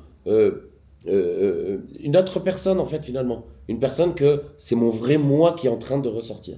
Et toute cette Torah-là qui vient, que quand on l'étudie, cette métamorphose, elle s'épouse chez nous, elle vient chez nous, elle vient nous transformer. C'est ce qu'est en train de faire la Torah. Cette connexion qu'on a quand on étudie un mot, deux mots, une phrase, deux phrases, un texte, deux textes.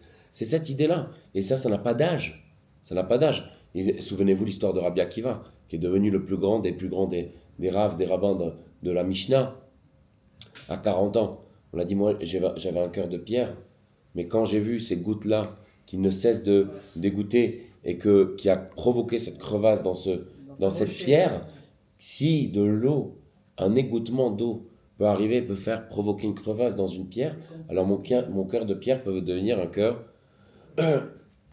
de Torah, d'amour, de bonté. Et donc il a dit à sa femme Rachel, il est parti étudier la Torah, et il a commencé dans les petites classes. Et après il est monté à la yeshiva, et il est devenu le plus grand des plus grands jusqu'à qu'on raconte la fameuse histoire de Rabbi Akiva, que le bon Dieu, avec 3 autres de ses collègues toraniques, le bon Dieu les a fait monter dans les mondes célestes, donc spirituellement, oui. L'âme est complètement sortie du corps pendant un instant pour montrer le Pardès, le jardin céleste d'Akadosh Baruch Hu. Et c'est le seul qui est revenu en bonne et due forme. C'est le seul qui est venu. Il y en a un qui est mort, il y en a un qui est devenu fou, il y en a un qui est devenu renégat. Et Rabbi Akiva, puisqu'il est rentré, imaginez-vous à 40 ans de faire ce backup, cette espèce de métamorphose, cette transformation du rien au tout autour, que le bon Dieu a laissé méritant de voir ce qui se passait dans les mondes célestes, et qui dit finalement pourquoi il est revenu en paix, Béchalom, parce qu'il a commencé Béchalom, parce qu'il est allé en paix dans ce fameux Pardès-là. Démarche qui était pure complètement. Ok. Juste pour terminer,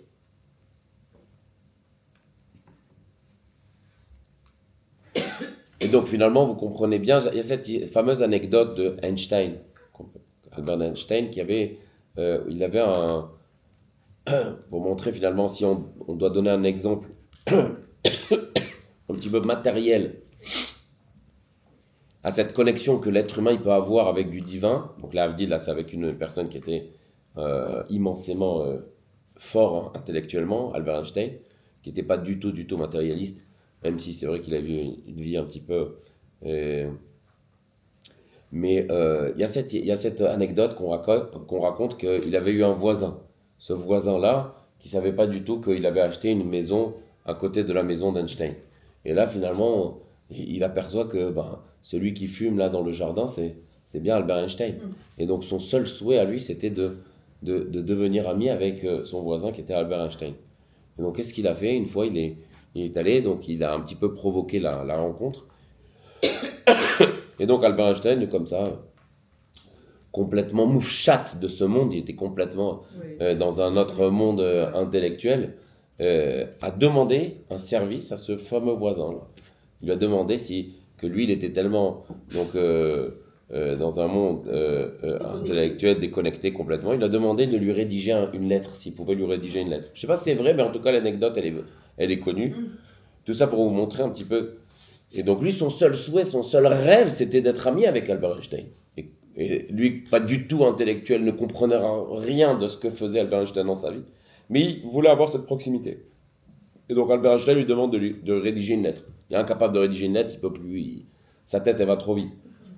Et donc il a rédigé cette lettre. Et le deuxième service que Albert Einstein, voyant que c'était quelqu'un qui était assez qui est à l'écoute de ce qu'il voulait, Albert Einstein lui demande s'il peut aller à la poste et déposer aussi cette lettre-là qu'il avait rédigée juste avant, en amont. Et donc en fait c'est passé c'est provoquer cette amitié entre donc ce voisin-là, qui n'était pas du tout dans le monde d'Albert Einstein, et Albert Einstein lui-même, où finalement il est devenu son bras droit, ou sa main, son secrétaire, j'ai envie de dire. Tout ça pour dire en fait finalement que lui, ne sachant comment arriver à cette personnalité-là, de par le fait que Albert Einstein lui a demandé de faire quelque chose, et en fait finalement il y a eu cette connexion qui a été faite d'une personne qui est d'un monde complètement terre-à-terre technique et rationnel à ce monument qui était Albert Einstein. Pourquoi je vous raconte cette histoire-là? Parce que nous qui sommes êtres humains, hein, on est très terre-à-terre, très matériel.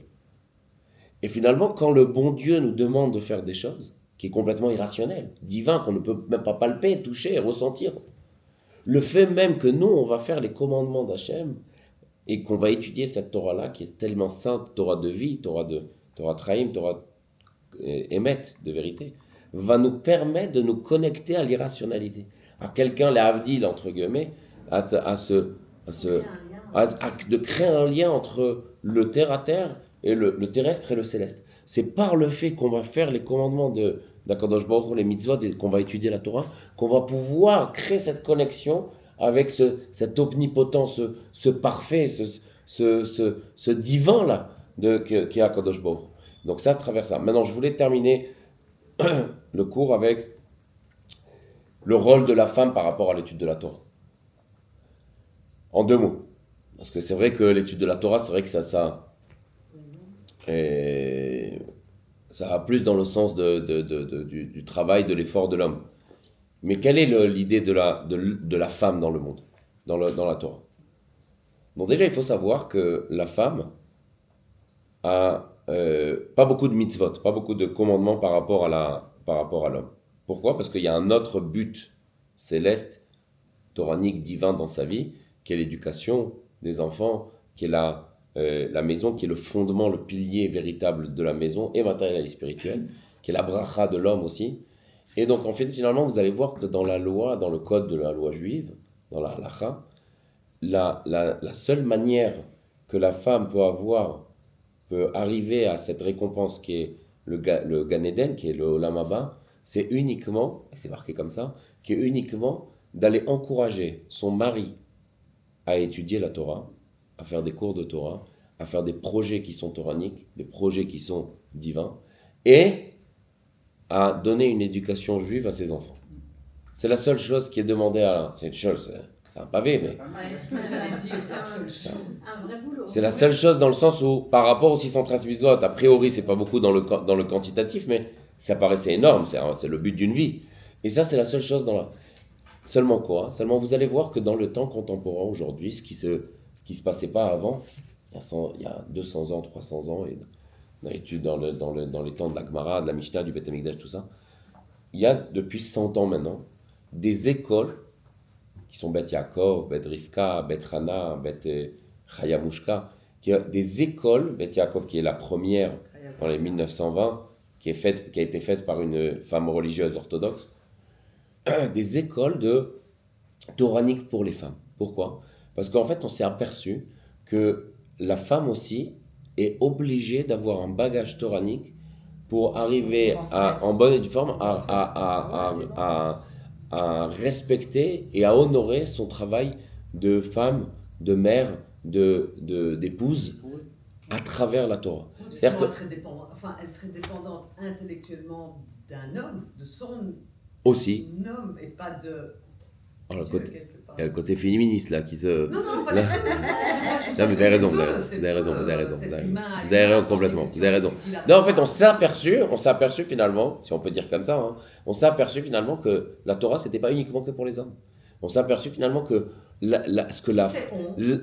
c'est qui? Non, au fur et à mesure des générations.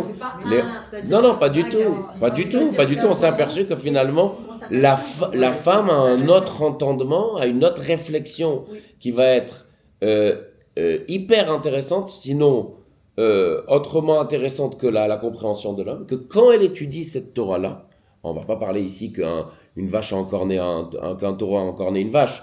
Des choses qui sont marquées très techniques dans la Gemara, mais qui vont parler de la confiance en Dieu, de la émouna, de la bonté, de la rigueur, de comment tenir une maison, bien sûr, des lois qui concernent la maison, des lois qui concernent l'éducation, des lois qui concernent le shalom bayit. On s'est aperçu finalement que la réflexion qu'une femme peut avoir apporte énormément au judaïsme aujourd'hui contemporain. Encore une fois, qui parle proprement de la Torah. Je ne parle pas d'autres sciences que les femmes peuvent avoir. Proprement même de la Torah. Et donc, en fait, ce qui va se passer dans ces écoles-là, donc, comme Bet Yaakov, Bet Rivka, ces séminaires que vous allez voir, ces midrashiyot que vous allez voir, en fait, on va expliquer la Torah d'une manière plus, j'ai envie de dire, dans un entendement un petit peu plus féminin, qui va apporter énormément qui va apporter énormément dans la maison juive. Et en fait, finalement, la femme devient ici un acteur principal grâce à l'étude de la Torah, encore une fois. Un acteur principal grâce à l'étude de la Torah, et dans les enfants, et dans l'homme, et dans la communauté aussi. Souvenez-vous, Brouria, par exemple, la femme de Rabbi Meir, était une femme qui connaissait toute la Torah et qui était capable de relever des fautes des autres rabbins qui avaient, même de son mari. Comment ? Et les filles de Rachid. Et les filles de Rachid qui mettaient les tefilines eux-mêmes. Ok ? Ces femmes-là, Hana et ses 7 enfants, que toute sa vie, elle a donné sa vie à ce que les enfants, même s'ils n'avaient pas de parnassa, à ce que les enfants étudient la Torah. Et toutes ces femmes-là qui ont fait la prophète Dvorah, qu'on le voit dans la Haftarah de la Parashat Béchalach, qui a mené tout le peuple juif, toutes les femmes qui avaient ce ressenti de management, à pouvoir entraîner dans une ambiance toranique juive et religieuse toutes les femmes du peuple juif. Et nous à l'école, les filles apprenaient la Mishnah et les garçons la Gemara. C'est dans cette optique-là, c'est la Mishnah est plus accessible aux femmes. Plus accessible, bien sûr. Et donc, et la venue de Mashiach? Comment? La venue de Mashiach? Que? Par la femme. Par la femme, exactement. C'est marqué que la délivrance de la terre d'Égypte, de la sortie d'Égypte, a été faite grâce aux femmes vertueuses. Vertueuses. Elles ont été dans les champs. C'est-à-dire vertueuses, c'est-à-dire c'est des femmes qui ont donné leur vie pour que les enfants étudient la Torah, que leurs maris étudient la Torah. Et c'est grâce à eux, c'est marqué dans cette même phrase là-bas, dans la Torah, c'est grâce aux femmes que va venir la délivrance. C'est grâce aux femmes vertueuses que finalement cet engouement, le fait de ne pas désespérer, que même tout à travers ce monde-là un petit peu de débauche, de médias, de tout ce qu'on peut avoir, de techniques, de technologiques, le fait que la femme, quoi qu'il en coûte, à la maison, c'est elle qui va donner l'éducation, les coutumes, la manière de parler, la manière de se comporter. On dit que la foi, la émouna des enfants, ça vient de la mère. C'est-à-dire que cette foi-là qui est inébranlable, qui est rationnelle d'Akadosh Baruch Hu, elle vient complètement de la mère. C'est elle qui va... La religion passe par la mère. Comment ? C'est pour ça que la religion aussi, elle passe par la main. Bravo. C'est pour ça aussi que la religion, elle passe par la main. Pas à cause d'Adrien, qui a interdit la Brit Mila. Non. A priori, dans la Torah, vous savez qu'a priori, dans la Torah, ça devait passer par le père. Et après cela, on a dans la Torah, a priori, ça devait passer par le père. Et après, on a complètement, dans la Mishnah et la Gemara, on a complètement changé ça et on a institué que ça devrait passer par la mère. Au début, on disait c'est le fils de. Donc après, c'est une histoire qui est vraie. C'est vrai, c'est l'histoire. Je vais juste terminer par des choses qui provoquent que ce que la Torah, l'étude de la Torah provoque. On dit que c'est marqué donc l'Ikouté d'Iburim que l'étude de la Torah provoque la crainte de Dieu et le shalom bayit, la paix dans le foyer. C'est marqué aussi que l'étude de la Torah, elle provoque la simcha, la joie dans la vie. Quelqu'un qui étudie la Torah, c'est quelqu'un qui va avoir de la simcha pure et quelque part innocente, une joie qui est vraie, qui est véritable. Après, il y avait l'imoud Torah berabim ou kli les parnassa tova. Quelqu'un qui étudie la Torah, c'est marqué que c'est une très belle lettre du Rabbi qui dit que la parnassa de l'homme, elle est fixée à Rosh Hashanah. Après, c'est vrai qu'on prie pendant toute l'année pour la faire descendre ici-bas, mais il y a un quota d'heures de travail qu'on est obligé de travailler. Après, les heures, j'ai envie de dire, ces heures sup qu'on fait, ça va pas bouger d'un seul centimètre la part d'un ça que le bon Dieu va faire. Chose, à contrario, que si ces heures sup que l'homme, que la personne est tenté de vouloir plus travailler, la mettrait dans l'étude de la Torah, ça peut faire bouger, changer complètement le mazal de la parnassa de la personne. Le fait même que ces heures sup là, au lieu de les mettre au travail, on va les mettre dans l'étude de la Torah, ça fait changer le courant de la parnassa. Mais la parnassa, elle n'est pas chaque jour, on a une parnassa, ou bien dans l'année. On a la journée. Comment? Dans la journée, c'est-à-dire qu'il y a des jours. Il y a des. Rosh Hashanah, c'est décrit. On est d'accord. C'est ce que vous allez avoir pour toute l'année. Toute l'année. Mais après, il y a des jours, voilà, il y a des jours avec et des jours sans. Il y a un équilibre. C'est par rapport aux prières, pourquoi on dit Juste je termine le cours. C'est marqué que celui qui n'étudie pas la Torah, Laissez parler. c'est marqué que quelqu'un qui n'étudie pas la Torah, donc encore une fois, homme, femme, quelqu'un qui n'étudie pas de la Torah devient grossier et sans dommage à lui-même dans son corps et dans son âme. C'est marqué aussi que le fait même d'étudier la Torah, on n'est plus dans le fameux puits de Yosef Hatzadik où il y avait marqué que c'est un puits qui est vide. On comprend que s'il est vide, il n'y a pas d'eau. Alors pourquoi on dit Rek She'en Bo Ma'im, qu'il est vide, il n'y a pas d'eau? Pourquoi? Parce que s'il n'y a pas d'eau, ça veut dire qu'il y a des serpents et des scorpions là-bas. Donc on dit d'une manière spirituelle, chassidiquement parlant, on dit que ce bord-là, c'est la capacité intellectuelle. Et que plus on étudie la Torah, plus on a de l'eau, plus on a de la spiritualité, on a de la matière, on a de la force des choses à transmettre. Moins on étudie la Torah, moins on a de choses à transmettre dans notre entourage. Il y avait un truc aussi qui était très important. Dans l'obligation de guillemets. On voit aujourd'hui qu'aussi les femmes, il y a une femme qui étudie la Torah, une femme qui étudie pas la Torah, c'est deux femmes complètement différentes. Et quelqu'un qui étudie la Torah, c'est quelqu'un qui a... C'est marqué que quelqu'un qui étudie la Torah, s'il vous plaît, juste une chose. Ils n'étudient pas la Torah, c'est des femmes exceptionnelles. Quelqu'un qui étudie la Torah, c'est marqué sur lui que il aura toujours une lumière, une protectrice qui le sauve d'énormément de situations que Chas v'Shalom il pourrait lui arriver et que grâce à la Torah il lui arrive pas. Énormément d'histoires. Ici il y a l'Admor HaZaken, quelqu'un qui avait un problème dans sa parnassa. L'Admor HaZaken lui dit: est-ce que tu as des temps fixes d'étudier la Torah? Ça va t'emmener la parnassa. Et donc on voit que quelqu'un qui a, de la même manière qu'il a des temps pour manger, pour dormir et pour marcher et pour faire ses courses, on est obligé d'avoir des temps fixes dans l'âme, dans notre corps pour avoir des moments de Torah, et ça bonifie et ça emmène que des bonnes choses dans notre vie. Après il y avait plein d'histoires, bon bref, Baruch Hashem, le cours était exceptionnel. grand. Kol hakavod.